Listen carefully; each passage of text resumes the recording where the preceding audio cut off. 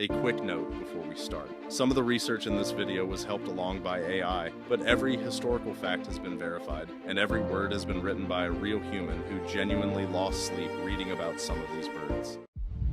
Welcome to Bird Vault. This is a different kind of video for this channel. Less countdown, more story. We're going on a journey through human history, continent by continent, and we're going to meet the birds of prey that shaped what people believed, how they governed, who they worshipped, and what they feared. Let's start at the beginning, or as close to it as the evidence takes us. For most of human history, the vast majority of the time our species has existed on this planet, yet we were not the most dangerous thing in the sky. We knew this, we felt it, and we did what humans always do when something is more powerful than us. We told stories about it, we drew it on cave walls, we built gods in its image, we named our kings after it, we whispered about it to our children at night to keep them close. Today I want to take you through those stories, not just the facts about birds of prey, but the history of what they did to the human imagination across thousands of years and dozens of civilizations, because I think that history tells you something the science alone never could, just how extraordinary these birds really are.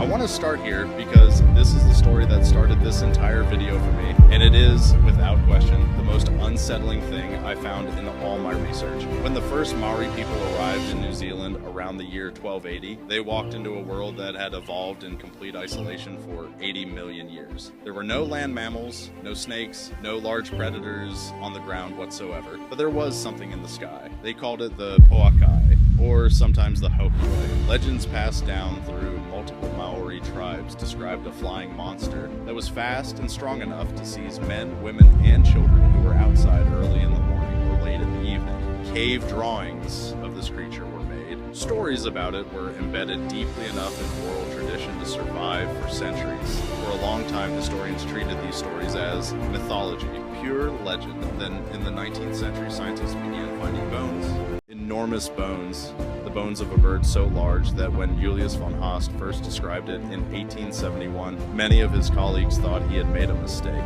They called it Haast's eagle, and once they reconstructed the skeleton, the stories suddenly didn't seem like mythology anymore. Yes, this bird weighed up to 33 pounds, nearly twice the weight of the largest eagle alive today. Its wingspan stretched up to 10 feet. Its talons were up to 3 inches long, and when it struck its prey from above, researchers calculated the impact force was equivalent to a concrete block dropped from the top of an 8-story building. Was it large enough to take a human? Scientists are careful here. There is no direct confirmed evidence of a human kill, but they also say it would have been physically possible. The Māori and the Pouākai coexisted for perhaps 100 years. The Māori hunted the moa to extinction. Without its prey, the Haast's eagle starved and disappeared around 1400. The legend survived, the bird did not, and I think there is something deeply significant about the fact that the very first humans to set foot in New Zealand immediately incorporated this eagle into their mythology. Not as a symbol, not as an abstraction, but as a genuine threat. A thing that could take your child if you weren't watching. They weren't wrong. On the other side of the world, in a civilization that would last longer than any other in human history, a different relationship was forming between humans and birds of prey, one built not on fear, but on something closer to worship. The ancient Egyptians looked up and saw falcons soaring near the sun, the highest point in their sky, the closest anything physical could get to the divine, and they made a decision that would shape their entire civilization for over 5,000 years. They decided that the falcon was God. His name was Horus. He was depicted as a falcon, or as a man with a falcon's head. His right eye was the sun. His left eye was the moon. And every single pharaoh, every ruler of Egypt, from the first dynasty to the last, was considered a living embodiment of Horus on earth. Think about what that means. For 5 millennia, the most powerful human being in the ancient world modeled their identity on a bird of prey. The pharaoh did not merely use the falcon as a symbol. They believed they were the falcon made human. Egyptian priests studied the behavior of real falcons with extraordinary care. The direction a falcon flew over the Nile, the patterns it traced in the sky, the timing of its appearance, all of these were read as messages from the divine. Before a military campaign, before a harvest, before a political decision, priests watched the falcons and interpreted what they saw. Mummified falcons by the millions were offered to Horus in temples across Egypt. Archaeologists have found vast catacombs dedicated entirely to falcon mummies, thousands upon thousands of preserved birds, each one a message sent to the god. The The worship of Horus began in the late pre-dynastic period, before the pyramids, before hieroglyphics, before almost everything we associate with ancient Egypt. And it outlasted nearly all of it, continuing through the Roman conquest and into the early centuries of the Common Era. 5,000 years, one bird. That is what a falcon meant to the civilization that built the pyramids. When you understand how the Greeks saw eagles, a lot of ancient history suddenly makes more sense. Zeus, the king of all gods, the ruler of Mount Olympus, the most powerful being in the Greek universe, did not carry a sword as his symbol. He carried an eagle. The eagle was his messenger, his companion, and in some stories, his physical form on Earth. When Zeus wanted to communicate with the mortal world, he sent an eagle. When the Trojan king Priam prayed for a sign before his most dangerous mission, Zeus sent an eagle that soared over the city. The people who saw it were filled with hope. In the world of the Iliad, an eagle appearing at the right moment was not a coincidence. It was a direct message from the most powerful being in existence. The Romans inherited this completely. The eagle became the symbol of Roman military power, the aquila, the golden eagle standard that every Roman legion carried into battle. Losing your eagle standard was the greatest possible military humiliation. Recovering one was cause for national celebration. When a Roman emperor died, an eagle was released from the funeral pyre. The Romans genuinely believed, not metaphorically but literally, that the eagle carried the emperor's soul to join the gods. One historian recorded watching an eagle being released at the Emperor Pertinax's funeral and noting with satisfaction that it flew directly toward the sun. And it wasn't just reverence. Eagles were used for active military intelligence. Roman generals positioned eagle watchers, men trained specifically to observe eagle behavior, before battles. The direction an eagle flew, which way it banked, whether it appeared at all, these were taken as genuine tactical information from the divine. Two of the most powerful civilizations in the ancient Western world organized their spiritual and military life around the behavior of a bird. And they did it because the eagle, when you watch one, genuinely looks like it belongs to a higher order of existence than the rest of us. Across the Atlantic, in a world the Greeks and Romans never knew existed, dozens of completely separate civilizations had arrived at a remarkably similar conclusion, that the most powerful bird in the sky was connected to the most powerful force in nature, the Thunderbird. From the Pacific Northwest coast all the way to the Great Plains, from the Sioux to the Algonquin to the Anishinaabe, more than 40 distinct Native American peoples told stories about a bird so enormous that the beating of its wings created the sound of thunder. Lightning flashed from its beak. Its wingspan was described as twice the length of a war canoe, and it was so powerful, according to some traditions, that it could carry a killer whale in its talons the way an eagle carries a fish. Different tribes understood the Thunderbird differently. Some saw it as a protector, a divine being that used its storms to water the earth and sustain life. Others understood it as dangerous and unpredictable, a force to be respected and feared simultaneously. What is remarkable about the Thunderbird is not just how widespread the legend is that across 40 different peoples, with different languages, different cultures, and vastly different geographies, the same fundamental idea emerged independently, that the bird of prey was the creature of the sky, and that the sky's most terrifying expressions, thunder and lightning, were its doing. Researchers have suggested the Thunderbird legend may have roots in encounters with real giant birds, possibly paratorns, enormous condor-like birds with wingspans up to 25 feet that lived in North America until the end of the Pleistocene era, 10,000 years ago. If early human ancestors encountered those birds and the stories survived, passed down, growing with each telling, the Thunderbird might be the oldest wildlife memory in the Americas, a fossil memory buried in 10,000 years of oral tradition. By the time we reached medieval Europe, the fear of birds of prey had transformed into something more structured and more revealing about how human societies work.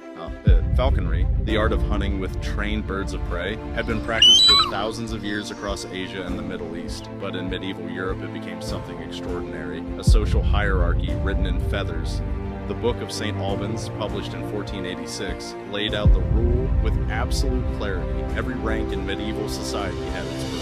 A king flew a gerfalcon, the largest and rarest falcon on earth. A prince flew a peregrine falcon. A knight flew a saker falcon. A squire flew a lanner falcon. A yeoman flew a goshawk. And a knave, a servant, flew a kestrel. The bird you flew told everyone around you exactly who you were and where you stood. Flying a bird above your rank was not merely poor taste. It was a legal offense in some jurisdictions. The nobility loved their birds with an intensity that modern readers sometimes find difficult to understand. Lords and ladies carried their falcons everywhere, into their bedchambers, to church services, into battle. The birds were treated as companions of equal standing, to war horses and close advisors. King Frederick II of the Holy Roman Empire, considered one of the most intelligent rulers of the 13th century, spent years writing a treatise on falconry, so detailed and scientifically rigorous that modern ornithologists still reference it. He studied bird anatomy, migration patterns, and behavior with an observational precision that was centuries ahead of his time. He did it because he was obsessed with his falcons. In medieval Europe, your falcon was not just a hunting tool. It was your status, your identity, and for some people, it was their life's work.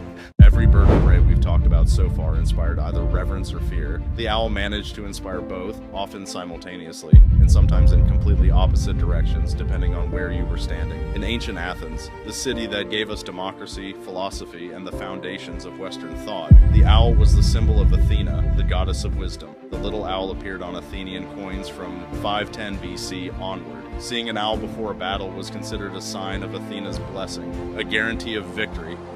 Across the Mediterranean and Rome, the same bird meant something almost entirely opposite. The hoot of an owl at night was considered one of the most feared omens in the Roman world. It reportedly foretold the deaths of Julius Caesar, Augustus, and Agrippa. Roman priests performed elaborate rituals to neutralize the omen when an owl was heard near the city walls. Across the Atlantic, many Native American traditions understood owls as messengers from the world of the dead. Not evil, but connected to death in ways that made them powerful and dangerous to encounter. And in medieval Europe, the owl's nocturnal nature, its habit of appearing silently in the dark, its eerie call, its ability to rotate its head, made it a creature associated with witchcraft and dark magic in the popular imagination. The same bird, wisdom in one place, death omen in another, divine blessing in one city, dark magic in the next. What does that tell us? I think it tells us that the owl was powerful enough that every culture had to find a way to explain it. A bird that moves in silence, sees in darkness, and appears without warning was not something any human culture could simply ignore. They had to mean something. They always meant something. Here is what I keep coming back to after spending all this time in this research. We are not the people who carved the Pouākai onto cave walls in New Zealand. We are not the pharaoh who believed a falcon's eye was the sun. We don't release eagles at state funerals. We don't carry falcons to church, but something still happens when a large bird of prey passes overhead. Something involuntary. I think that response has a name. And I think it is very old. It is older than Egypt. It is older than Greece. It may be older than language itself. It is the specific feeling that comes from being in the presence of something that exists on a completely different level of capability than you do. Something that sees further, moves faster, strikes harder, and navigates the sky with an ease that your body will never know. Every civilization on this planet, in complete isolation from each other, arrived at the same conclusion, that birds of prey were not ordinary creatures, that they belonged to a different category, that they needed to be understood, honored, feared, or appeased, but never ignored. I think they were right. The Haast's eagle is gone. The sky above New Zealand is a little safer for it, but the golden eagle still hunts over the same mountains it haunted when Roman legions marched below. The peregrine falcon still nests on city buildings, the way it once nested on the cliffs above ancient rivers. The owl still calls at night, and somewhere in the back of the human brain, something still listens. We built gods from these birds for 5,000 years. I don't think we entirely stopped. That is the history of human fear and human reverence for birds of prey. From the Māori people running from the Pouākai, to the Roman emperor ascending to heaven on eagle wings, to Frederick II writing one of the greatest scientific manuals of the 13th century because he couldn't stop thinking about his falcons. If this video left you feeling something, hit subscribe. Bird Vault drops a new discovery every week, and there is so much more of this history left to tell. The next video is right here. We'll see you there.